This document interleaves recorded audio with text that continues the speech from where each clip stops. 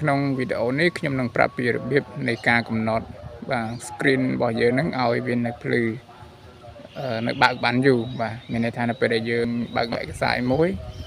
យើងមិនបាច់ចាំឧស្សាហ៍ប៉ះនៅលើ screen ទូរស័ព្ទរបស់យើងទេគឺយើងអាចកំណត់វាដើម្បីវានៅបើកបានយូរបាទអញ្ចឹងការបង្ហាញនេះគឺខ្ញុំបង្ហាញទៅលើទូរស័ព្ទប្រភេទ Android អញ្ចឹងចង់ដឹងថាគេកំណត់ម៉េចចូលទៅមើលទាំងអស់គ្នាបាទខ្ញុំទូរស័ព្ទដែលខ្ញុំកំពុងតែបង្ហាញនេះគឺជាទូរស័ព្ទបាទ Oppo បាទជាប្រភេទ Android អញ្ចឹងបងប្អូនបាទទៅរកមើលកន្លែង setting បាទកន្លែង setting នេះបាទអញ្ចឹងបងប្អូនចុចកន្លែង setting មកហើយយើង scroll មកកន្លែង display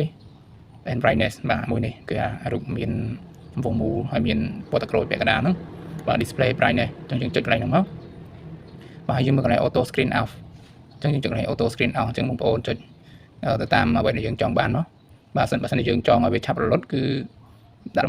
15វិនាទីទៅតែចំពោះខ្ញុំដាក់30នាទីព្រោះយើងត្រូវការទុកបើកមើលឯកសារអីយើងជិលប៉ះ screen ច្រើនដងបាទអញ្ចឹងបងប្អូនជ្រើសរើសកន្លែងហ្នឹងមកគ្រាន់តែ select លើលេខហ្នឹងគឺរួចរាល់ហើយ